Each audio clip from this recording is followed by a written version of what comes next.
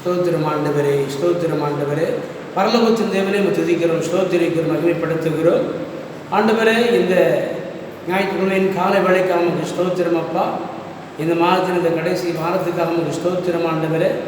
இந்த ஞாயிற்றுக்கிழமை ஆராதனையை நீர் ஆசீர்வதித்தருள வேண்டும் என்று நாங்கள் செபிக்கிறோம். தகப்பனே, வீட்டிலே இருந்த வண்ணமாய் உம்மை ஆராதிக்கிற நம்முடைய மக்களை நீர் நினைத்தருளி ஆண்டு நீர் ஆசீர்வதித்தருள வேண்டும் என்று நாங்கள் செபிக்கிறோம். இந்த பரிசுத்த ஆராதனை உடைய நாமத்து மகிமைக்கு ஏதுவாய் உம்முடைய ஆவியானவருடன் நடத்தித்தார். இயேசு கிறிஸ்து நாமத்தில் செபிக்கிறோம் நல்ல பிதாவே, ஆமென். நாம் எல்லோரும் சேர்ந்து ஒரு பாடலை பாடி நம் ஆண்டவரை மகிமைப்படுத்துவோம். ஒரு பழைய பாடல், சேனை அதிபன் நம் கர்த்தருக்கு செலுத்துவும் கனமும் மகிமையுமே. நம்முடைய ஆண்டவர் சேனைகளின் கர்த்தர். அவருடைய சேனைகளுக்கு அவரே அதிபதியாக இருக்கிறார். அவர் நமக்கு முன் செல்லுகிற தேவனாக, ஜெயம் தருகிற தேவனாக இருக்கிறார். பாடலாமா?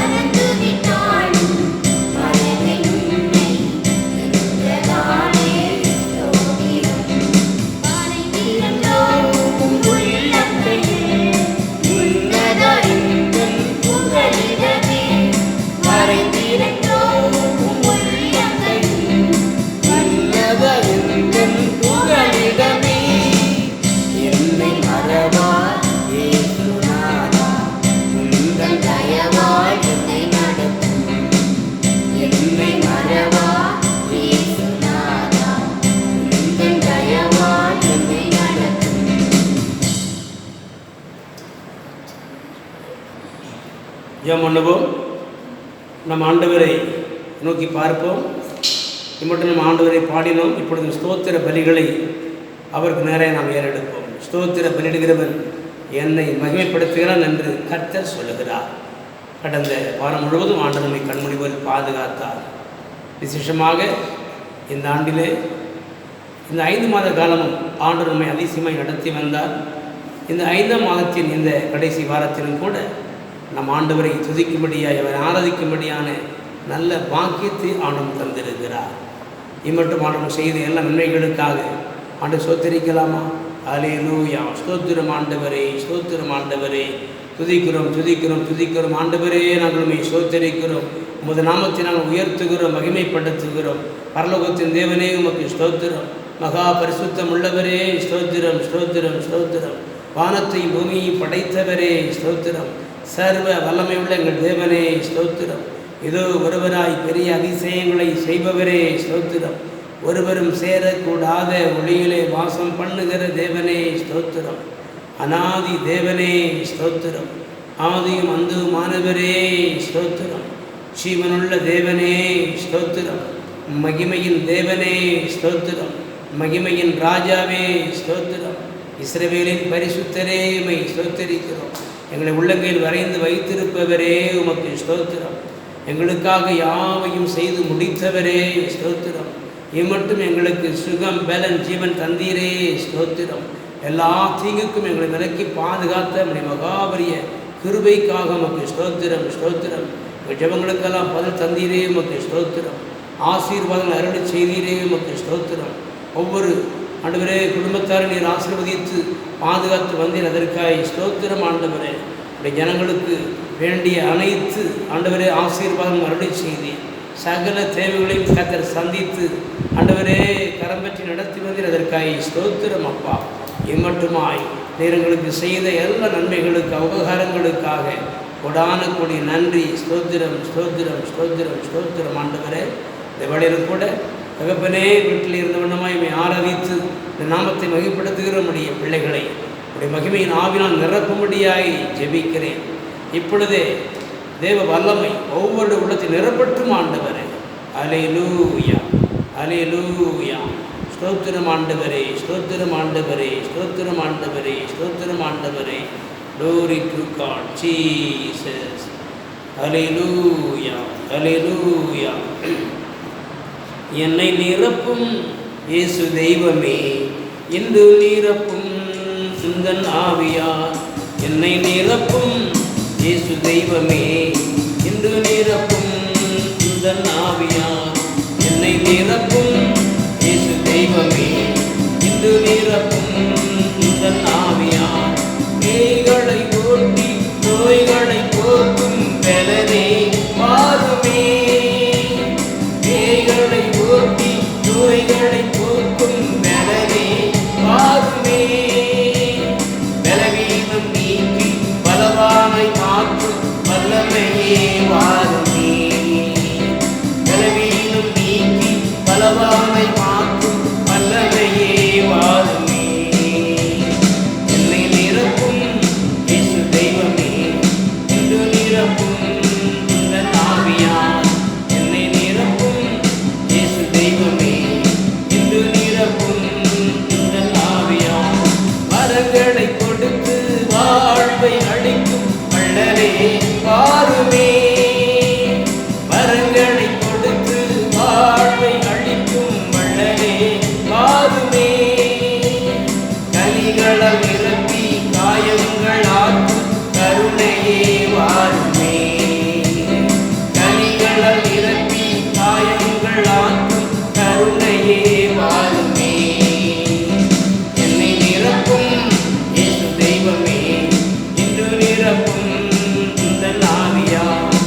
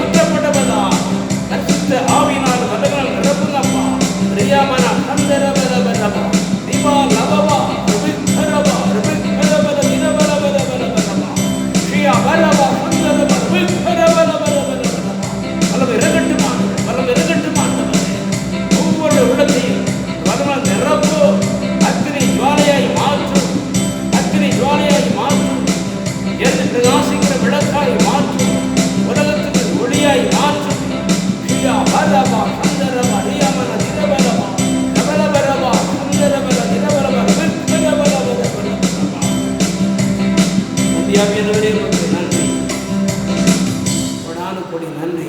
ஒவ்வொரு உள்ளத்திலே நிரப்பினபடினால் உமக்கு நன்றி அப்பா. அப்பரே உமக்கு நன்றி, ஸ்தோத்திரம். நாம் எல்லாரும் எழுந்து நின்று கர்த்தரை ஆராதிக்கலாமா? எல்லாரும் நாம் எழுந்து நிற்போம். அல்லேலூயா, அல்லேலூயா. Glory to God Jesus.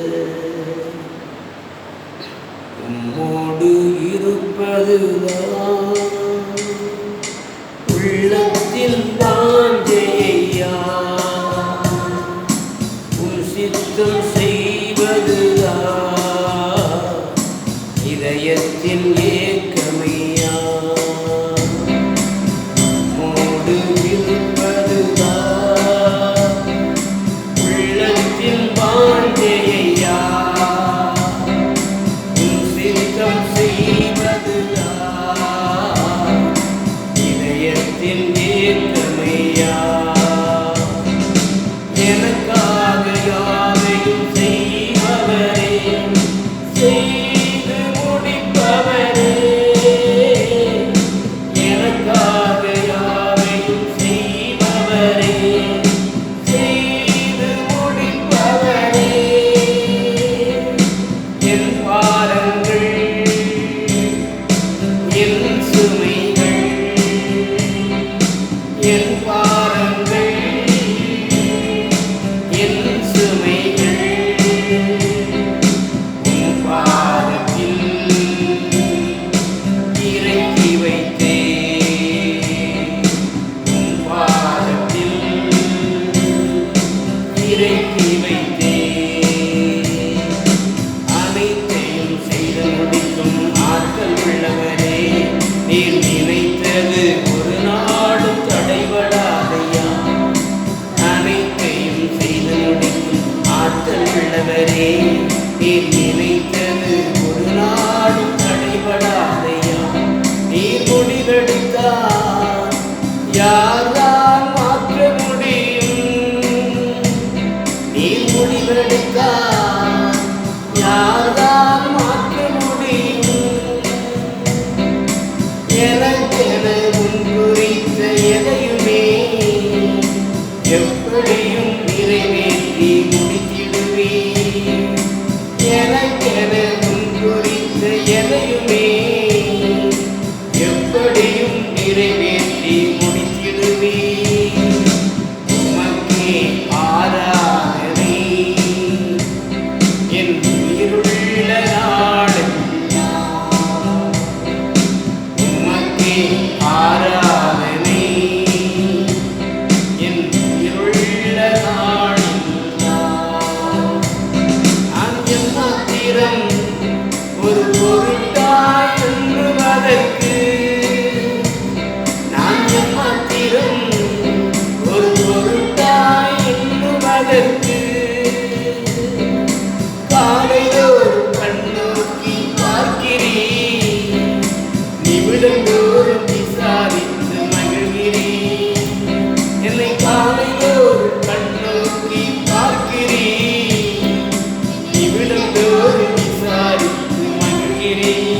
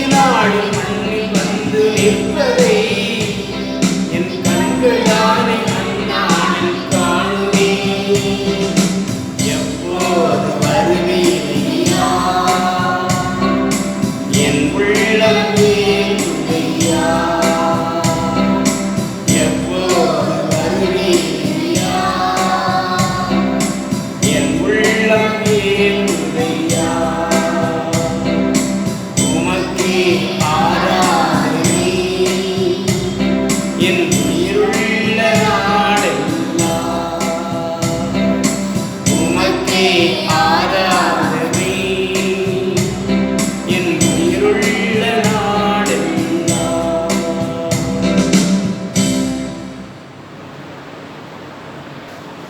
வாசிக்க வேண்டிய சங்கீதம் 63. தேவனே, நீர் என்னுடைய தேவன், அதிகாலமே உம்மை தேடுகிறேன். வறண்டதும் விடாய்த்ததும் தண்ணீரற்றதுமான நிலத்திலே என் ஆத்துமா உம்மேல் தாகமாயிருக்கிறது. என் மாம்சமானது உம்மை வாஞ்சிக்கிறது. இப்படியே பரிசுத்த ஸ்தலத்தில் உம்மை பார்க்க ஆசையாயிருந்து உமது வல்லமையையும் உமது மகிமையையும் கண்டேன். ஜீவனை பார்க்கிலும் உமது கிருபை நல்லது. என் உதடுகள் உம்மை துதிக்கும். என் ஜீவனுள்ள மட்டும் நான் உம்மை துதித்து உமது நாமத்தை சொல்லி கையெடுப்பேன். நிலத்தையும் கொழுப்பையும் உண்டது போல என் ஆத்மா திருப்தியாகும். என் வாய் ஆனந்த களிப்புள்ள உதடுகளால் உம்மை போற்றும். என் படுக்கையின் மேல் நான் உம்மை நினைக்கும் போது ராஜாமங்களில் உம்மை தியானிக்கிறேன். நீர் எனக்கு துணையாயிருந்ததினால் உமது செட்டைகளின் நிழலிலே களிகூறுகிறேன். என் ஆத்துமா உம்மை தொடர்ந்து பற்றி கொண்டிருக்கிறது. உமது வலது கரம் என்னை தாங்குகிறது. என் பிராணனை அழிக்க தேடுகிறவர்களோ பூமியின் தாழ்விடங்களில் இறங்குவார்கள். அவர்கள் பட்டயத்தால் விழுவார்கள், நரிகளுக்கு இரையாவார்கள். ராஜாவோ தேவனில் களி கூறுவார். அவர் பேரில் சத்தியம் பண்ணுகிறவர்கள் யாவரும் மேன்மை பாராட்டுவார்கள். பொய் பேசுகிறவர்களின் வாய் அடைக்கப்படும். வாசிக்க வேண்டிய சங்கீதம் வாசித்தாயிற்று.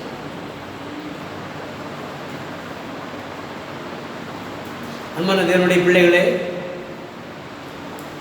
இந்த மாதத்தின் இந்த கடைசி வாரத்திலும் கூட நாம் தேவ சமூகத்திலே கூடி வந்திருப்பது ஆண்டுடைய பெரிய கிருபை. வீட்டில் இருந்தபடியே ஆண்டவரை ஆராதிக்கிற, அவருடைய வேத வசனங்கள் கேட்கிற உங்களை ஆண்டவர் அளவிலும் ஆசீர்வதிப்பாராக. இந்த வாரத்தோடு ஊரடங்கு முடியும்னு சொல்லி நாங்கள்லாம் ஜெபம் பண்ணிகிட்டு இருந்தோம். ஆனால் பாருங்கள், இன்னும் ஒரு வாரம் ஊரடங்கு நீட்டிக்க போகிறாங்களாம். அடுத்த 7ஆம் தேதி வரைக்கும் ஊரடங்கு இருக்குன்னு சொல்லி சொல்லியிருக்கிறாங்க. தளர்வில்லாத முழு ஊரடங்கு என்று அறிவித்திருக்கிறாங்க. ஆகவே தொடர்ந்து நீங்கள் ஜெபத்தில் உறுதியாக இருங்க. சீக்கிரத்தில் இந்த ஊரடங்கு ஒரு முடிவுக்கு வரவும், ஆலயங்கள் திறக்கப்பட்டு வழக்கமாக நம்ம ஆலயத்துக்கு வந்து நாம் எல்லோரும் சேர்ந்து ஒரே இடத்துல ஒன்று கூடி ஆண்டவரை ஆராதிக்க தேவன் கிருபை செய்ய முடிய ஜெபித்துக் கொள்ளுங்கள். ஆண்டு உங்கள் ஜெபத்தை கேட்டு காரியங்களெல்லாம் வாய்க்க பண்ணுவாராக. இப்போ நாம் ஆண்டுடைய செய்திக்கு நேரம் கடந்து செல்லுவோம்.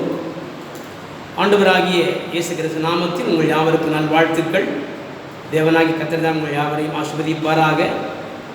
கடந்த வாரத்திலே நாம் பார்த்தோம், இது பூமிக்குரிய வாழ்க்கை சொகுசான வாழ்க்கை அல்ல, போராட்ட வாழ்க்கை. நாம் அநேக காரியங்களை போராடி நாம் ஜெயிக்க வேண்டும் என்று பார்த்தோம்.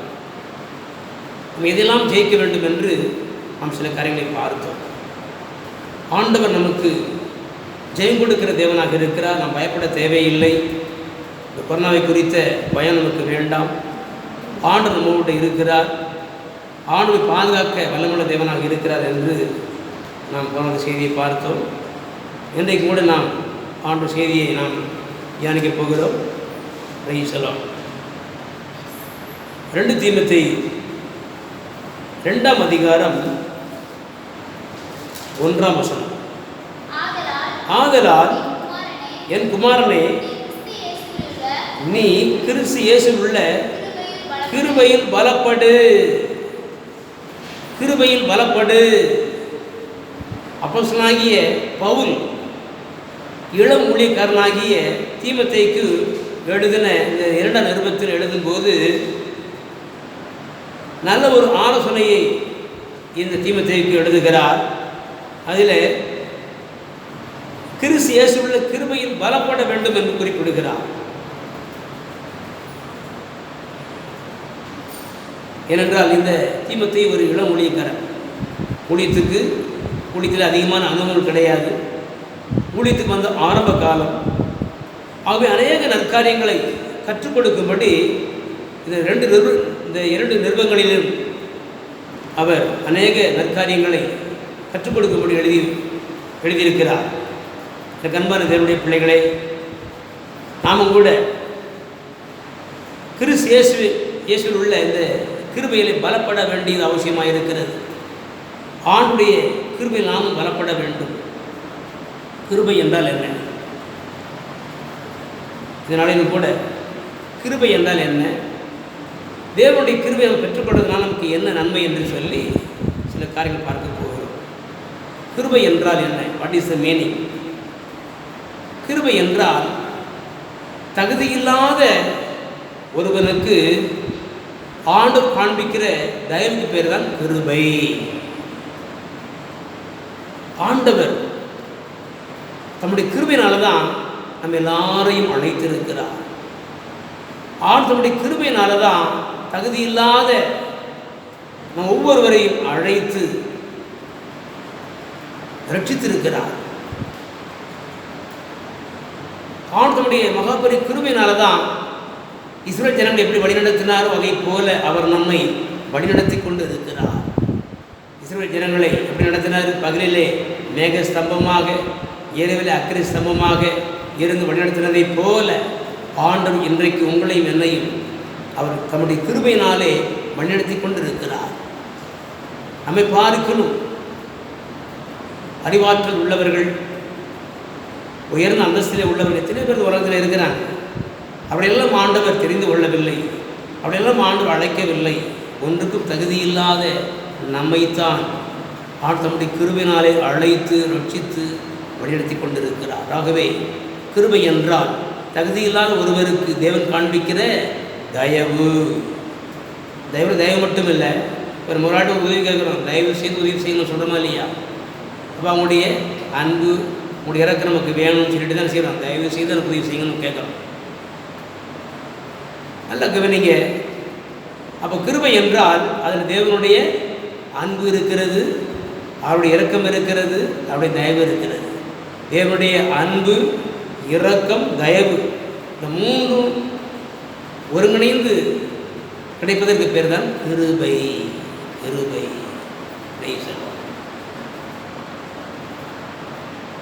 ஆகவே நாம் ஆண்டவரை என்ன செய்ய வேண்டும்?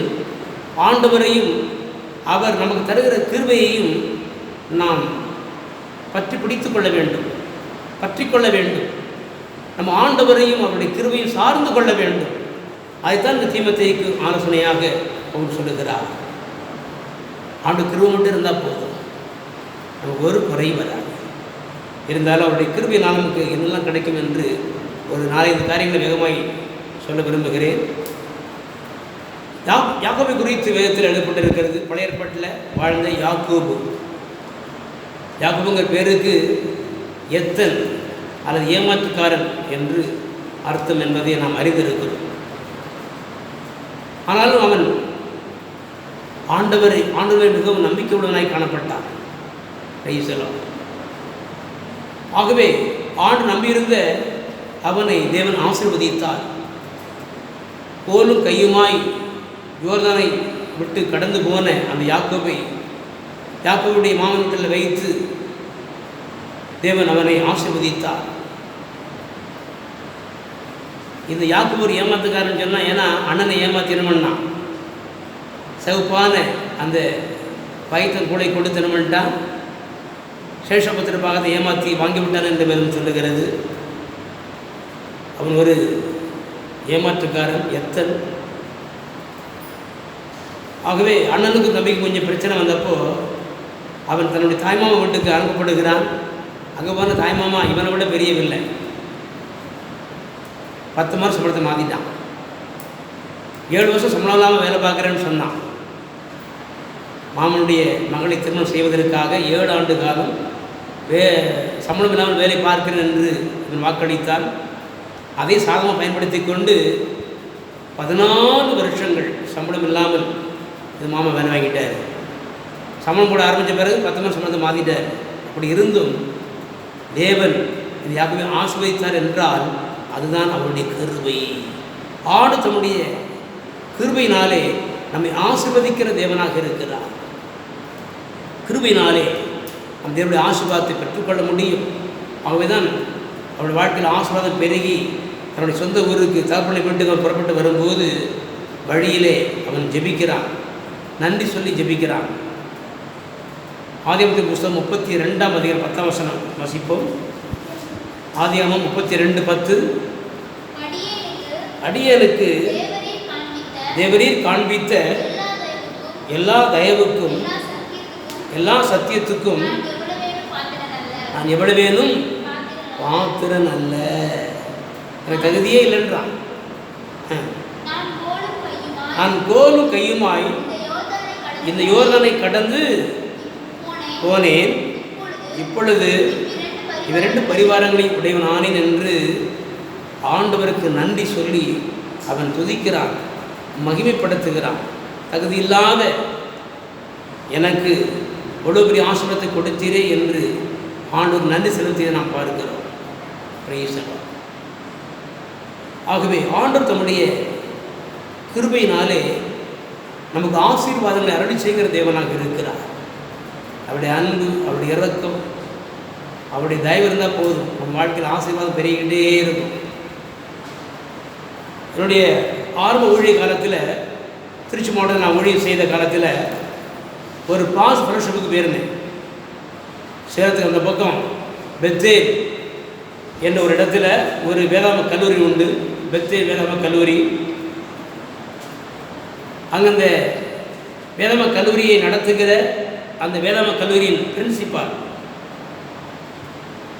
அவருடைய அனுபவ சாட்சியை சொல்கிறோம்னு சொல்லிட்டு சில வார்த்தைகளை பேசும்போது சொன்னார், இந்த வேதாம கல்லூரியில் பிரின்சிபாலாக இருக்கிறதுக்கு எனக்கு தகுதியே கிடையாது. தகுதியற்ற என்னை ஆண்டவர் தெரிந்து கொண்டு என் பேர் சொல்லி அழைத்து ரட்சித்து ஊழி அழைப்பை கொடுத்து இந்த இடத்துல என்னை உயர்த்தி வைத்திருக்கிறார் அப்படின்னு சொல்லிட்டு ஒரு பாட்டை நான் ஒன்று பாடுறேன். அந்த பாட்டை நீங்கள் கேட்டாலே நான் எந்தளவுக்கு தகுதி இல்லாத என்பதை நீங்கள் புரிந்து கொள்வீங்க. அந்த பாட்டிலேயே என்னுடைய சாட்சி இருக்குது அப்படின்னு சொல்லிட்டு ஒரு பாட்டை ஒன்று அவர் பாடி காண்பித்தார். அழைப்பின் குரல் கேட்டேன். ரைசலாம் நாங்கள் அந்த பாடல பாடலாமா? ரைசலாம்.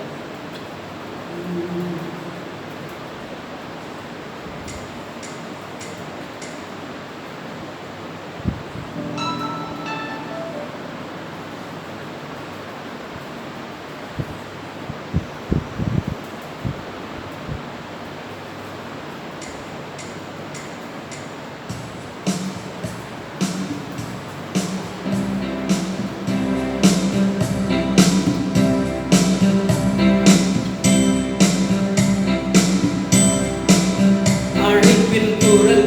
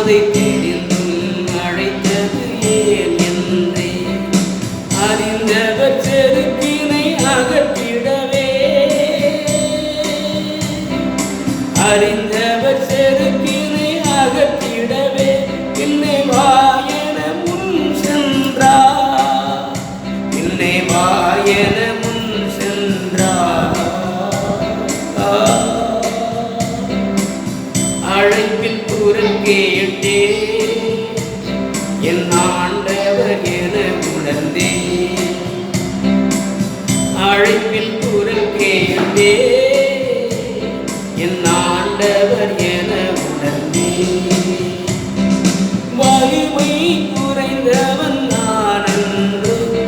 அதை தெரிந்தும் அழைத்தது ஏன் என்னை?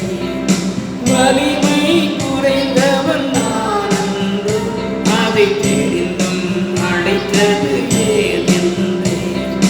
வலியவர் கொடுக்கினை வதைத்திடவே,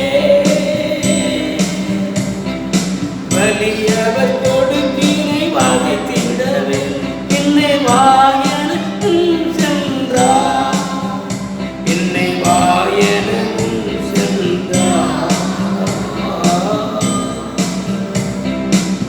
அழைப்பில் குரல் கேட்டே என் ஆண்டவர் என உணர்ந்தே,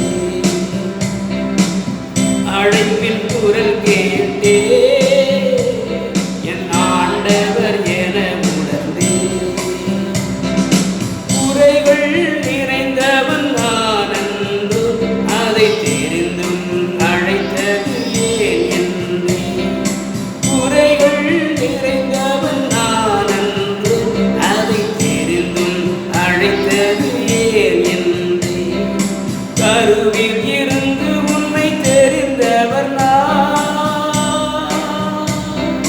கருவில் இருந்து உன்னை தெரிந்தவர் நான், பின்னே வாயனமும் சென்றார், பின்னே வாயனமும் சென்றார். அழைப்பில் குரல் கேட்டே என் ஆண்டவர் என உணர்ந்தே, அழைப்பில் குரல் கேட்டே என் ஆண்டவர் என உணர்ந்தே. அல்லேலூயா. இந்த பாட்டை பாடினார்.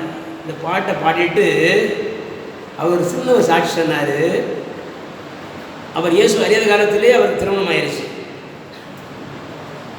அப்போ திருமணம் ஆன அந்த ஆரம்ப காலத்தில் அவருடைய மனைவிட்ட ரொம்ப நேரம் பேசிகிட்டே இருப்பாராம். ரொம்ப நேரம் பேசிக்கிட்டே இருந்துட்டு அந்த அம்மா இப்போ சொல்லுங்களாம் கேட்டே இருக்குமா. பேசி முடிச்சு கடைசியில் கேட்பாரா, ஏம்மா நான் பேசுறது உனக்கு ஏதாவது புரிஞ்சுதாம்மான்னு சொல்லி கேட்பாராம். சாரிங்க, மன்னிச்சிருங்க, நீங்கள் சொன்னது எதுவுமே எனக்கு புரியலைங்க அப்படின்னு நம்ம சொல்லுமா. அவர் மனசு இப்படி இருந்திருக்கும். காரணம் என்னவென்றால் அவருக்கு திக்குவாய், திக்கு தீதம் பேசுவாராம். அவர் பேசுகிறது ஒன்றுமே புரியாதாம். அப்படி இருந்த அந்த மனிதரை ஆண்டவர் அழைத்து, நம்முடைய கிருபினாலே அழைத்து, கிருபினாலே ரட்சித்து, கிருபினாலே ஊழிய அழைப்பை கொடுத்து ஊழியத்தில் இன்றைக்கு உயர்த்தி வைத்திருக்கிறார். இன்றைக்கி பேசுகிறாருன்னா அவ்வளவு அருமையாக பேசுவார். ஒரு வார்த்தை கூட திக்காது. அவர் பேசுகிற வார்த்தையில் ஒரு சின்ன ஒரு பேச கூட வராது. அவ்வளவு தெளிவாக பேசுவார். அவங்க தான் பைபிள் காலேஜுக்கே வேதம கல்லூரிக்கே அவர் யாராக இருக்கிறார்? பிரின்சிபலாக இருக்கிறார். அல்லேலூயா.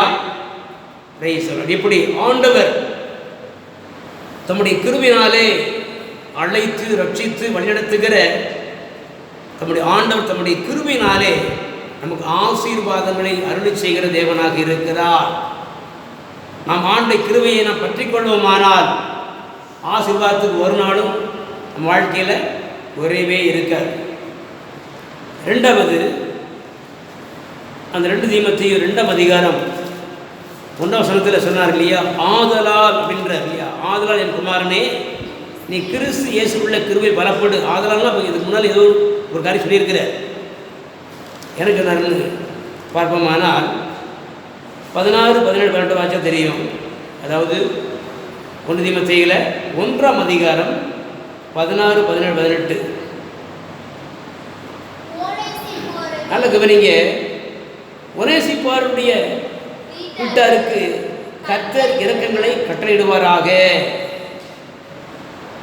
ஒனேசிப்புன்னு சொல்லி ஒரு அருமையான ஒரு தேவனுடைய மனிதர் இருந்தார். அவருடைய வீட்டாரும் அவர் ஆண்டுடைய ஊழியத்தை செய்து வந்தார்கள். இங்கே சொல்லுகிறார், ஒனேசிப்போரின் வீட்டாருக்கு கர்த்தர் இரக்கங்களை கட்டளையிடுவாராக. அவன் அநேகம் தரம் என்னை விளைப்பாற்றினான்.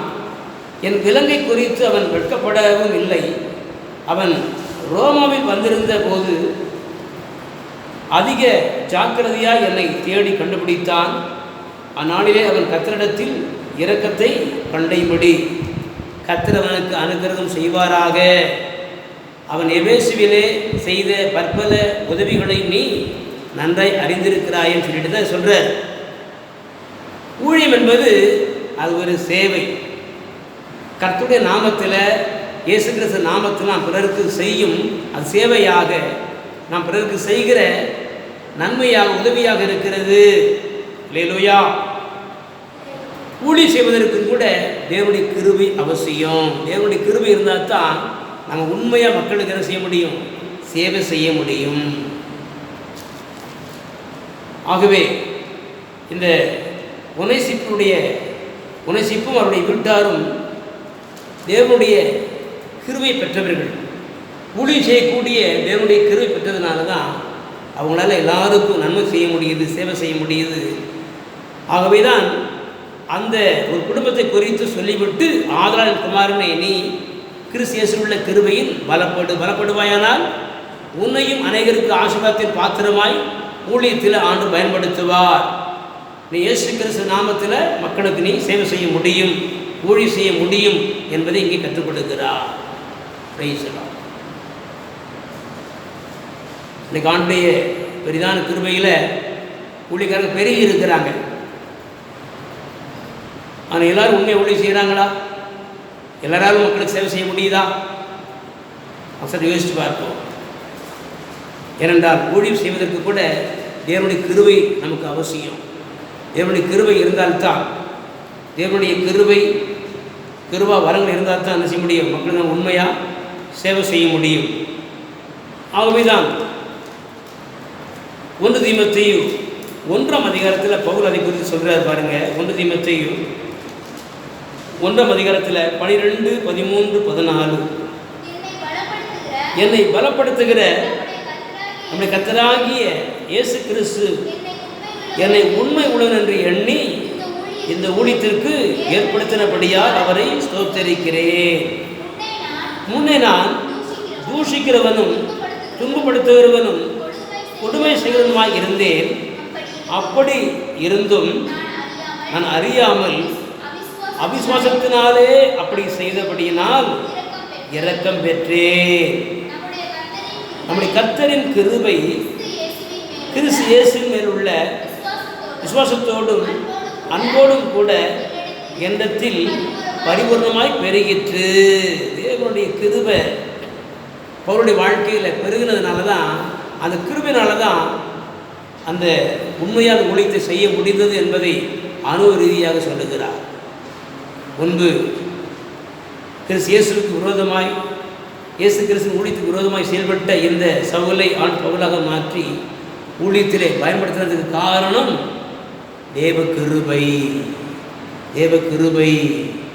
தேவனுடைய கிருபையை ஊழியம் செய்கிற ஊழியக்காரர் ஒவ்வொருவரும் தேவனுடைய கிருபையை பற்றி கொள்வோமானால், அந்த கிருபையில் பலப்படுவோமானால், ஆண்டவரையும் அவருடைய அன்பையும் அவருடைய இரக்கத்தையும் அவருடைய தயவும் சார்ந்து கொள்வோமானால் ஊழியத்தை நல்லா ஷைன் பண்ணலாம். ஊழியம் வளரும், பெருகும், மக்கள் கூட்டமாக வருவாங்க, மக்கள் உண்மையாக சேவை செய்ய முடியும் என்பதைத்தான் இங்கே காண்பிக்கிறார். அல்லேலூயா. கிருபினாலே தேவ ஆசீர்வாதத்தை பெற்றுக்கொள்ள முடிகிறது.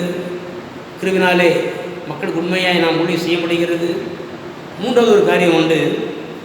சொல்லலாம் 2 கொரிந்தியர் 12ஆம் அதிகாரம்.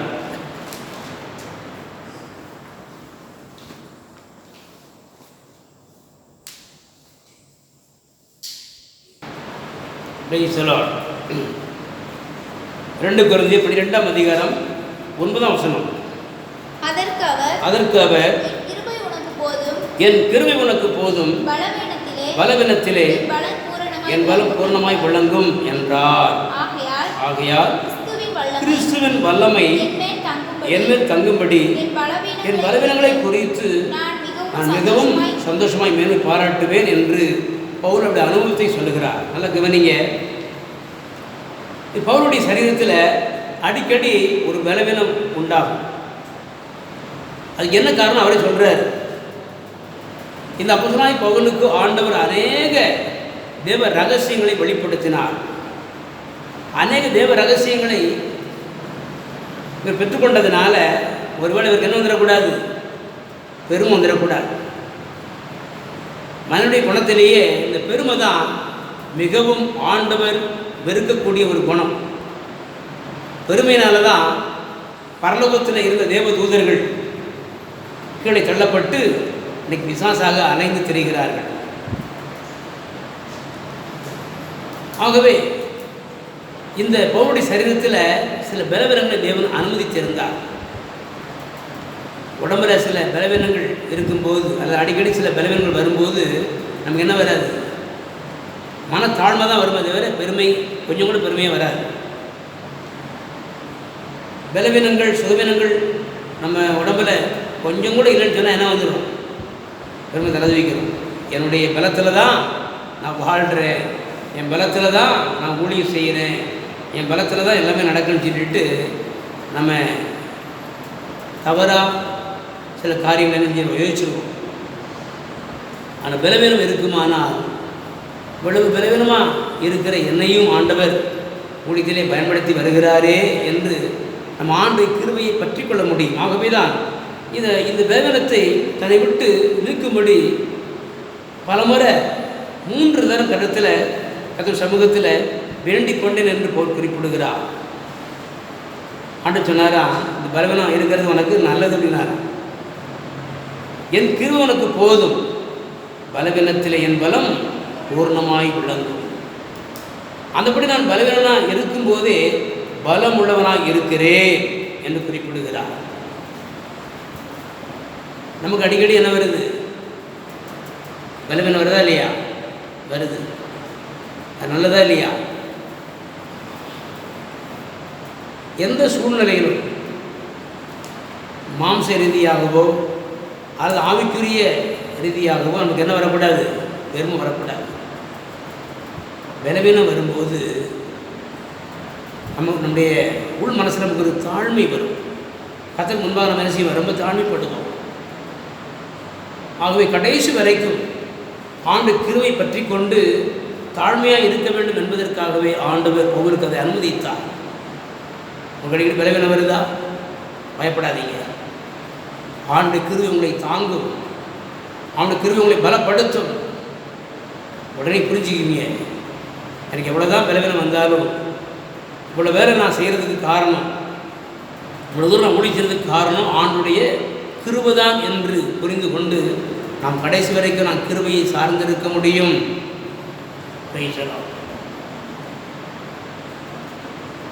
ஒரு மனுஷன் இந்த பூமியில் பிறந்ததுலேருந்து அவருடைய ஆயுசு காலம் முடிகிற வரைக்கும் அடிக்கடி வரக்கூடிய பலவீனம் தெரியுமா, சளி காய்ச்சல். இதுக்கு தான் இன்றைக்கி அரசாங்கம் சொல்லுது, நான் சளி காய்ச்சலை தான் கொரோனான்னு சொல்லி என்ன செய்யறாங்க, பயங்காட்டுறாங்க.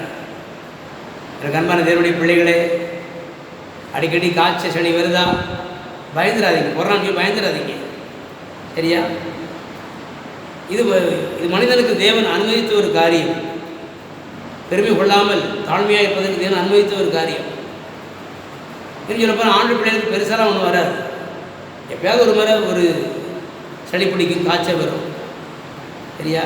இன்னைக்கு கூட ஒரு விசுவாசி பொருள் போட்டார், லேசாக கொஞ்சம் சளி பிடிச்சிருச்சான். சளி கூட அதிகமாக இல்லை, லேசாக இருமல் இருந்துச்சான், தலைவலி இருந்துச்சான். ஹாஸ்பிட்டல் போய் ஊசி போடுறான்னு சொல்லி போனால் உடனே டெஸ்ட் எடுங்கன்ட்டாங்க. சரி, வருத்தப்படுறாரு. வச்சு பாருங்கள், இல்லை எங்கே பார்த்தாலும் கொரோனா பற்றிய பயம். கொரோனா பற்றி யாரும் பயப்படாதீங்க, சரியா? காய்ச்சல் வந்து கொரோனாவா, சளி பிடிச்ச கொரோனாவா? பழமொழி உண்டு, மூக்கு இருக்கிற வரைக்கும் சளி இருக்குன்னு சொல்லி பழமொழி. பிறந்த குழந்தைய பிரசவிச்சு பார்த்து அதுக்கு கூட சளி இருக்க தான் செய்யும். உடனே கொரோனான்னு சொல்கிறதா? பயந்துடாதீங்க, தைரியமாக இருங்க. நீங்கள் ஆண்டு கிருபை மாத்திரம் பற்றி கொள்ளுங்க. அவருடைய கிருபையினால் காய்ச்சலும் ஓடி போயிடும், சளியும் மறைஞ்சு போயிடும், நீங்கள் எல்லாமே ஜெயிப்பீங்க. அதுதான் நான் சொன்னேன், என் கிருபை உனக்கு போதும், பலவீனத்தில் என் பலம் பூர்ணமாய் விளங்கும். அல்லேலூயா, அல்லேலூயா. ஆண்டு கிருபை இருந்தால் போதும், ஆண்டு கிருபை இருந்தால் போதும். நோய் நொடி இல்லாமல் 100 வயசுக்கு மேலே ஜாம் வாழலாம். காட்டுப்புறம் என்ற அந்த கிராமத்தில் எனக்கு தெரிஞ்ச அருமையான ஒரு ஐயா இருக்கிறார். இரவு பகலும் அப்படி ஆண்டுடைய கிருபையை குறித்து எழுதுவார், பாடி ஆராதிப்பார். 110 வயசாகுது, ஒரு நோய் கிடையாது, ஒரு பலவீனம் கிடையாது, நல்ல ஆள் ஜம்முன்னு இருக்கிறார். அதனால் ஏதாவது ஒரு பலவீனம் வருதுன்னு சொல்லி பயந்துடாதீங்க, சுதந்திராதீங்க, தைரியமாக இருங்க. ஆண்டுடைய கிருபை உங்களை பலப்படுத்தும், பூர்ண சுகம் தரும். ஆமென். அல்லேலூயா.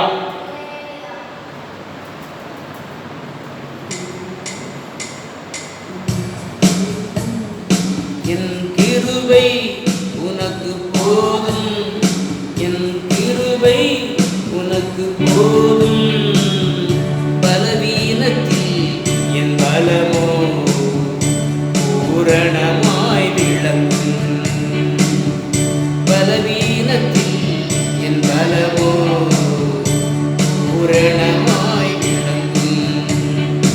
என் கிருபை உனக்கு போதும், என் கிருபை உனக்கு போதும், உலகத்திலே உயரமுண்டு திடன் கொள் என் மகனே,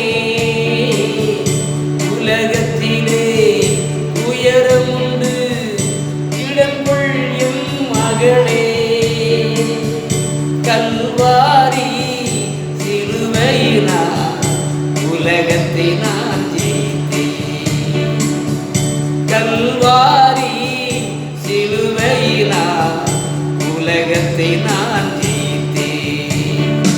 என் கிருபை உனக்கு போதும், என் கிருபை உனக்கு போதும், பலவீனத்தில் என் பலமோ பூரணமாய் விளங்கும், உன் பலவீனத்தில் என் பலமோ பூரணமாய் விளங்கும். என் கிருபை உனக்கு போதும், என் கிருபை உனக்கு போதும். அல்லேலூயா. 3 வரை சொல்லிட்டேன்.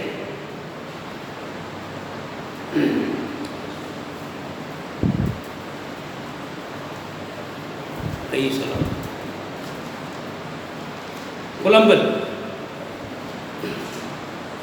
எரேமியா எழுதின புலம்பலின் புஸ்தகம் 3ஆம் அதிகாரம் 22ஆம் வசனம். நாம் நிர்மூலம் ஆகாதிருக்கிறது கர்த்தருடைய கிருபையே, கர்த்தருடைய கிருபையே. நல்ல கவனிங்க, நல்ல கவனிங்க. இந்த உலகம் ஆபத்து நிறைந்த ஒரு உலகம்தான், தீமைகள் நிறைந்த ஒரு உலகம்தான். ஆனால் ஆண்டை கிருபை இருந்தால் இந்த உலகத்தின் எந்த தீங்கும் நம்மை சேதப்படுத்த முடியாது, எந்த ஒரு பாதிப்பும் நமக்கு வராது. ஏனென்றால் தேவனுடைய கிருபையானது நம்மை பாதுகாக்கக்கூடிய ஆற்றல் உடையதாக இருக்கிறது. அல்லேலூயா. ஆகவேதான் எரேமியா ரொம்ப அழகாக சொல்றாரு, நாம் நிர்மூலம் ஆகாதிருக்கிறது தேவனுடைய கிருபை. தேவனுடைய கிருபை இருக்கிறதுனால அந்த கிருபை நம்ம என்ன செய்யும் என்றால் அழிவுக்கு தப்புவிக்கும், பயங்கரமான தீமைகளுக்கெல்லாம் நம்மை தப்புவித்து நம்மை பாதுகாக்கக்கூடியதாக இருக்கிறது. அநேக ஆண்டுகளுக்கு முன்னால் எனக்கு குறிப்பாக சொல்றதா இருந்தால், கடந்த 2004ஆம் ஆண்டு டிசம்பர் 26ஆம் தேதி நம்ம சபையில் உள்ள ஒரு விசுவாசி வாலிப தம்பி பயங்கரமான அந்த சுனாமியில் மாட்டிக்கிட்டான். அவனுடைய ஃப்ரெண்ட்ஸ் எல்லாம் அவனை கட்டாயப்படுத்தி கொண்டு போயிருக்கிறாங்க, வாடா நம்ம டூர் போகலான்னு சொல்லி அவனை டூர் கொண்டு போயிருக்கிறாங்க. கிறிஸ்மஸ் அன்னைக்கு இரவில் புறப்பட்டு அதிகாலையில் அவங்க போயிட்டாங்க. அந்த அதிகாலையில் அந்த 6 மணிக்கு அப்படியே கடற்கரையில் அப்படியே நம்ம சுற்றி பார்க்கலான்னு சொல்லிட்டு அப்படியே கூட்டிகிட்டு போகும்போது திடீரென்று 30 அடி உயரத்துக்கு ஒரு சுனாமி வந்துச்சான். எசப்பான்னு நினைச்சிருக்கிறான், கத்திருக்கிறான், எசப்பானை காப்பாற்றுன்னு சொல்லி கத்திருக்கிறான். அவன் ஆண்டவரை உறுதியை பற்றி கொண்ட ஒரு வாலிப தம்பி, அவர் கிருபையை உறுதியை பற்றி கொண்ட ஒரு வாலிப தம்பி. அதனால் சுனாமியால் அவனை அழிக்க முடியல. அந்த சுனாமி எல்லாரும் விழுங்கிற சுனாமி இவனை மட்டும் அப்படி தூக்கி நம்பிச்சு ஒரு காங்கிரட் பில்டிங் முட்டை மாட்டை போட்டு போயிருச்சு. சேஃபாக இருந்து கொண்டு இன்றைக்கும் உயிரோடு இருக்கிறான். தனியில் பத்திர பிறகு என்ன பண்ணான்? விடுவது சேர்ந்தான். ஆகவே ஆண்டுடைய கிருபை இருந்தால் போதும். அவருடைய கிருபை நம்மை பாதுகாக்கக்கூடிய ஆற்றல் உடையதாக இருக்கிறது. ஆகவே தான் 63ஆம் சங்கீதத்தில் தாவீது சொல்லுகிறார், 3ஆம் வசனம், ஜீவனை பார்க்கிலும் உமது கிருபை நல்லது, என் உதடுகள் உம்மை துதிக்கும் என்று ஆண்டை போற்றுகிறார். என் உயிரை விட உங்கள் கிருபை தான் நல்லது, உங்கள் கிருபை தான் பெருசு என்று பாடுகிறார். ஏனென்றால் ஆண்டு கிருபை இருந்தால் நம்முடைய உயிர், நம்முடைய ஜீவன் அது பாதுகாக்கப்படுகிறது. அந்த பூமியில் என்ன செய்யலாம்? தீர்க்காசியாக வாழலாம். அவைதான் அந்த அவருடைய கிருபையில் பலப்பட வேண்டும், கிருபையை பெற்றுக்கொள்ள வேண்டும் என்று பவுல் தீமோத்தேயுக்கு சொன்ன காரணம் அதுதான். தாவீது வாழ்க்கை பார்த்தீங்கன்னா பயங்கரமான சூழ்நிலை அவருடைய வாழ்க்கையில் வந்துச்சு. எத்தனையோ துஷ்ட ராஜாக்கள் கொல்ல முயற்சி பண்ணாங்க. சவுல் ராஜாவே பல முறை கொல்ல முயற்சி பண்ணார். இந்த தாவீதை அழிக்க யாராலுமே முடியலை. இந்த பூமியில் 40 ஆண்டுகள் ராஜாவாய் அரசாட்சி செய்து தீர்க்காயுசியாய் வாழ்ந்த ஒரு தேவ மனிதன் தான் இந்த தாவீது ராஜா. காரணம், ஆண்டவருடைய கிருபையை பற்றி கொண்ட ஒரு அருமையான தேவ மனிதன். நாம் தாவீதை போல ஆண்டவர் அவருடைய கிருபை பற்றி கொள்வோமானால் இந்த உலகத்தில் எந்த தீங்கும் நம்மை அணுக முடியாது. ஆண்டவர் தம்முடைய கிருபையினாலே நம்மை பாதுகாக்கிற தேவனாக இருக்கிறார். அல்லேலூயா, அல்லேலூயா.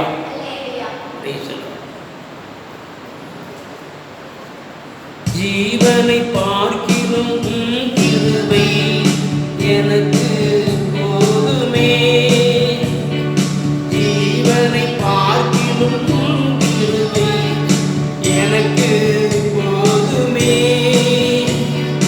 உதடுகளால் உம்மை துதிக்கின்றேன், உலகை மறக்கின்றேன், உதடுகளால் உம்மை துதிக்கின்றேன், உலகை மறக்கின்றேன், இந்த உலகை மறக்கின்றேன். தேவனே என் தேவா, உம்மை நோக்கினேன், தண்ணீரில்லா நிலம் போல உம்மை பார்க்கிறேன். அல்லேலூயா, அல்லேலூயா.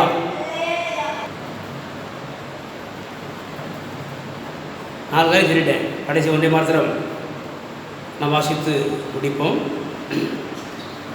யூதா எழுதின பொதுவான நிருபம், அது ஒரு அதிகாரம் தான் உண்டு. அதில் 21ஆம் வசனம் 24ஆம் வசனம், தேவனுடைய அன்பிலே உங்களை காத்து கொண்டு நித்திய ஜீவனுக்கு ஏதுவாக நம்முடைய கர்த்தராகிய இயேசு கிறிஸ்துவனுடைய இரக்கத்தை பெற காத்திருங்கள். இந்த அன்பு வருது, இரக்கம் வருதா? 24ஆம் வசனம் வசிங்க. வழுவாதபடி உங்களை காக்கவும் தமது மகிமையுள்ள சன்னிதானத்திலே மிகுந்த மகிழ்ச்சியோட உங்களை மாசத்தவளாய் நிறுத்தவும் வல்லமை உள்ளவர். உங்களுடைய ஆண்டவர் சர்வ வல்லமுள்ள தேவன். வழுவாதபடி நம்மை காக்க வல்லவர். வழுவாதபடி நம்மை காத்து தமது பரலோக மகிமையுள்ள பரலோக சன்னிதானத்திலே மிகுந்த மகிழ்ச்சியோடு உங்களையும் என்னையும் மாசத்தவளாய் நிறுத்த அவர் வல்லமுள்ள தேவனாக இருக்கிறார். ஆகவே நம்முடைய பக்தினாலேயும் திறமையினாலும் பரலம் போக முடியாது. பரலம் போகிறதுக்கு கூட ஆண்டுடைய கிருபை நமக்கு அவசியமாக இருக்கிறது. நான் நல்லா ஊழி செஞ்சுருக்கிறேன், அதனால் பரலம் போயிருவேன் அப்படின்லாம் சொல்ல முடியாது. ஆண்டவருடைய அன்பினால், இரக்கத்தினால, தயவினால் மட்டும்தான் அனுசிவர் பரலோகத்தில் கொண்டு போய் சேர்ப்பார். ஆகவே நாம் என்ன செய்ய வேண்டும்? அவருடைய கிருபையை நாம் சார்ந்து கொள்ள வேண்டும். ஆண்டவரை அவருடைய கிருபையை நாம் பற்றி கொள்ள வேண்டும். அவருடைய அன்பு நமக்கு அவசியம். அவருடைய இறக்கம் நமக்கு அவசியம், அவருடைய தயவு நமக்கு அவசியம். அதை நாம் பற்றி கொள்வோமானால் ஆண்டு வருகையில் கட்டாயம் நம்ம என்ன செய்வார்? பரலோகத்தில் சேர்த்து கொள்வார். வழுவாதபடி காக்கவும் தமது மகிமையுள்ள சன்னிதானத்திலே மிகுந்த மகிழ்ச்சியோடு நம் அனைவரையும் மாசத்துலாய் நிறுத்தவும் அவர் வல்லமுள்ள தேவனாக இருக்கிறார். அல்லேலூயா. கடைசி வரைக்கும் நாம் இந்த காரியங்களை கடைப்பிடிப்பதற்கு நமக்கு என்ன வேணும்னு கேட்டிங்கன்னா, கடைசி வரைக்கும் அவருடைய கிருபையை சார்ந்திருக்கிறதுக்கு நம்மகிட்ட 2 காரியம் இருக்கணும். ஒன்று தாழ்மை இருக்கணும், 2வது நன்றி உணர்வு இருக்கணும். ஏன்னா தாழ்மை உணர்வு தான் அவர் ஜீவனா கிருபை விளக்காமல் இருப்பார். கடைசி வரைக்கும் அவருடைய கிருபை நமக்கு வேணும்னா ஆண்டுக்கு முன்னால் நம்ம எப்போதும் தாழ்மையாக இருக்கணும். அதே சமயம் அவர் செய்த நன்மையை ஒருபோதும் மறக்கவே கூடாது. ஸ்தோத்திரத்தினால கிருபை பெருகும் என்று சொல்லப்பட்டிருக்கிறது. ஸ்தோத்திரம் என்றால் ஆங்கிலத்தில் தேங்க்ஸ் கிவிங், நன்றி செலுத்துதல். ஆண்டு செய்த ஒவ்வொரு நன்மைக்கு நம்ம என்ன செய்யணும்? நன்றி சொல்லிக்கிட்டே இருக்கணும். ஆண்டவருடைய நன்மைகளை ஒருபோதும் மறந்துடவே கூடாது. நாம் நன்றி உள்ள மக்களாக நாள்தோறும் ஸ்தோத்திர பலிகளை செலுத்தி நன்றி சொல்லும் மக்களாக நாம் இருக்க வேண்டும், தாழ்மையாக இருக்க வேண்டும். கடைசி வரைக்கும் நாம் தாழ்மையாக நன்றி சொல்கிற மக்களாக நாம் இருப்போமானால் கடைசி வரைக்கும் அவருடைய கிருபை நம்மை விட்டு விலகாது. அவருடைய கிருபையினால் நம்ம பூமியில் நல்லா வாழ்ந்து பரலோகம் போய் சேர்ந்துடலாம். அப்படி கடைசி வரைக்கும் தாழ்மையாக இருக்க, கடைசி வரைக்கும் நன்றி சொல்வேன் ஆண்டவரை என்று ஒப்பு கொடுப்போமா? ஒப்பு கொடுத்தா ஏசாயா 54:10 சொல்கிறாரு, மலைகள் விலகினாலும் பர்வதம் நிலை பெயர்ந்தாலும் என் கிருபை உன்னை விட்டு விலகாமலும் என் சமாதானத்தின் உடன்படிக்கை நிலை பெயராமல் இருக்கும் என்று உன்மேல் மனதுருகிற கர்த்தர் சொல்லுகிறார் என்று ஏசாயா தீர்க்கதரிசி குறிப்பிடுகிறார். கடைசி வரைக்கும் அவருடைய கிருபை நம்மை விட்டு விலகாமல் இருக்கணுமா? ஒப்பு கொடுப்போமா? தாழ்மையாக இருப்பேன் ஆண்டவரே, கடைசி வரைக்கும் நான் தாழ்மையாக இருப்பேன், கடைசி வரைக்கும் நீ செய்த நன்மைக்காக நன்றி சொல்லிக்கொண்டே இருப்பேன் ஆண்டவரே என்று ஒப்பு கொடுப்போமா? அப்படி செய்வோமானால் ஆண்டு கிருபை என்ன செய்யாது? நம்மை விட்டு ஒருபோது விலகாது. பூமியில் தேவனுடைய ஆசீர்வாதத்தை பெற்றுக்கொண்டு மேன்மையாக வாழ்வோம். அதே சமயம் அனைவருக்கு ஆசீர்வாதமாய் ஆண்டவர் ஊழியத்தில் மக்கள் சேவையில் பயன்படுத்தி மகிழ்வார், மகிமைப்படுவார். பலவீனங்கள் மறைந்து போகும். தேவனுடைய வல்லமை உங்களை பலப்படுத்தும். அது மாத்திரமல்ல, பிரைஸ் ஆண்டவருடைய கிருபை என்ன செய்யும்? பிரைஸ் நம்ம பாதுகாக்கும், முடிவில் பரலம் கொண்டு சேர்க்கும்.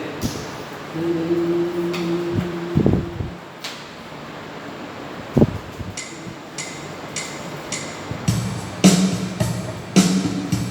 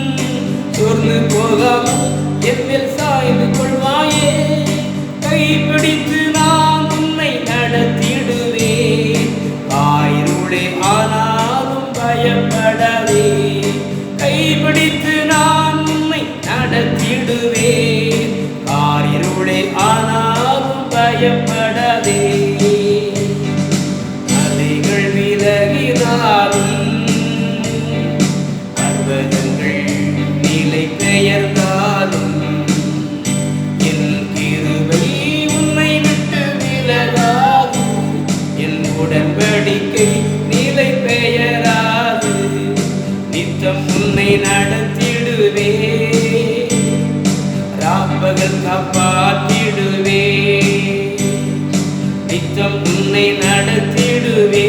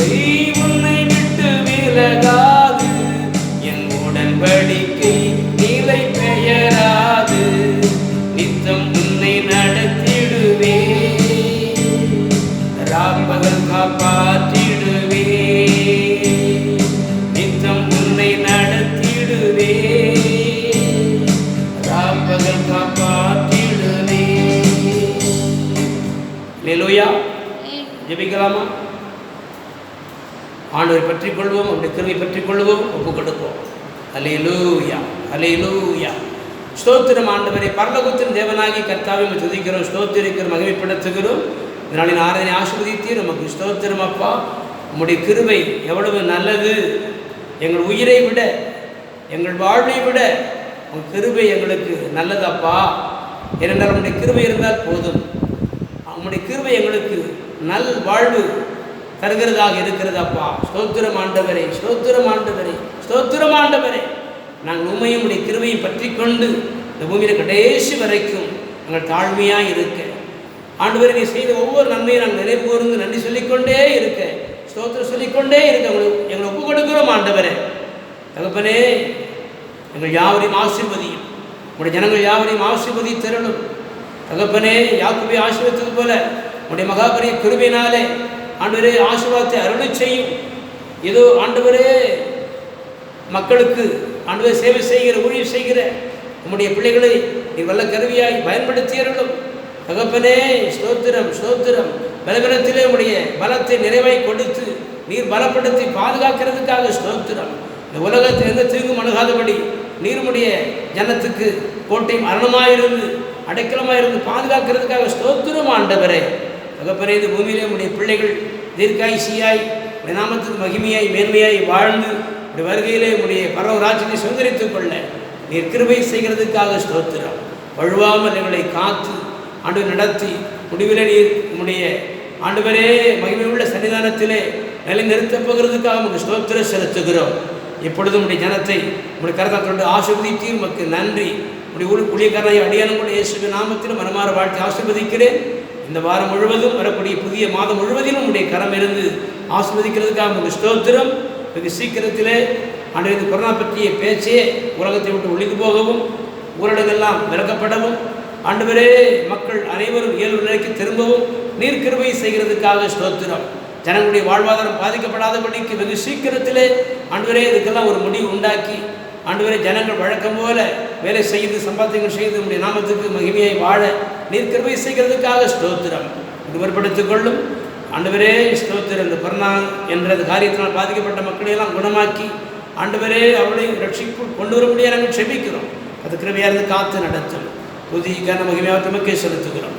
இயேசு கிறிஸ்து நாமத்தினால் செபிக்கிறோம். ஜீவனுடைய நல்ல பிதாவே, ஆமென். என் ஆத்துமாவை கர்த்தரை ஸ்தோத்திரி, உடலுமே பரிசுத்த நாமத்தை ஸ்தோத்திரி. என் ஆத்துமாவை கர்த்தரை ஸ்தோத்திரி, கர்த்தர் செய்த சகல உபகாரங்களையும் மறவாதே, ஆமென். நம்முடைய கர்த்தராகிய இயேசு கிறிஸ்துவின் கிருபையும் பிதாவாகிய தேவனுடைய அன்பும் பரிசுத்த ஆவியானவரின் அன்யோன்ய ஐக்கியமும் நம் அனைவரோடும் உலகத்தில் உள்ள சகல பரிசுத்தவான்களோடும் இன்றும் என்றும் சதா காலங்களிலும் நிலைத்திருப்பதாக, ஆமென். அல்லேலூயா. கர்த்தருக்கு ஸ்தோத்திரம். கர்த்தர் ஆசீர்வதித்து காப்பாராக.